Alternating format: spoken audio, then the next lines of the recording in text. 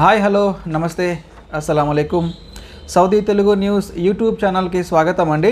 Friends, ముందుగా ఇవాళ July 19వ తేదీ 2024 సంవత్సరం అండి.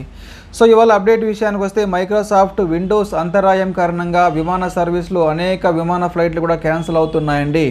ముఖ్యంగా మన ఇండియాకి సంబంధించిన ఇండిగో ఎయిర్లైన్స్లో దాదాపు 200 విమాన సర్వీసులు క్యాన్సిల్ చేయడం జరిగింది.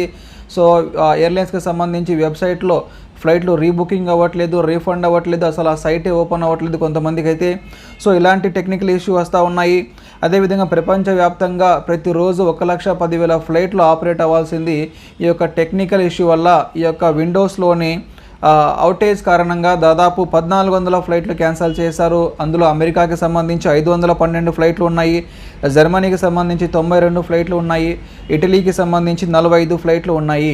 సో ఈ సమస్య ఇలానే కొనసాగితే ఇంకా మరిన్ని ఫ్లైట్లు క్యాన్సిల్ చేసే అవకాశాలు కూడా ఉన్నాయండి.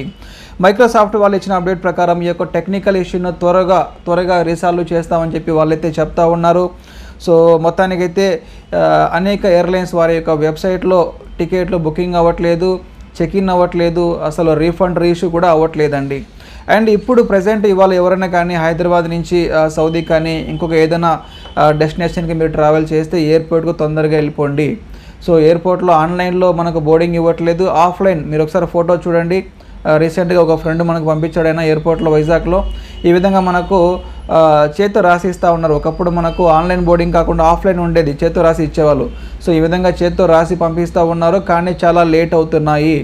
సో క్యూ లైన్లో 100 మంది జనాలు క్యూ లైన్లో ఉన్నారు. హైదరాబాద్, ముంబై, చెన్నై ఏ ఎయిర్పోర్ట్లో చూసుకున్నా కూడా చాలామంది జనాలు ఉన్నారండి. కొంచెం ఎర్లీగా ఎయిర్పోర్ట్కి రీచ్ అవ్వండి.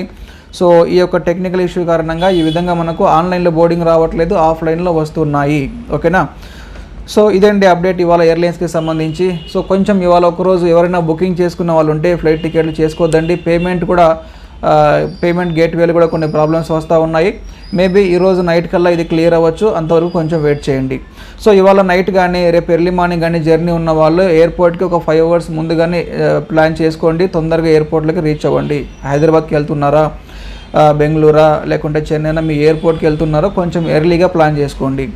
సో ఇలాంటి టెక్నికల్ ఇష్యూ వల్ల అక్కడ ఎయిర్పోర్ట్లో కొన్ని సమస్యలు వస్తూ ఉన్నాయి, కాబట్టి ఎర్లీగా జర్నీ చేయండి. ఓకేనా? సో ఫ్రెండ్స్, ఇది ఇవాళ ఎయిర్లైన్స్కి సంబంధించి ఒక ముఖ్యమైన అప్డేట్ అండి. దయచేసి ఈ వీడియోను లైక్ చేయండి, షేర్ చేయడం మర్చిపోద్దండి.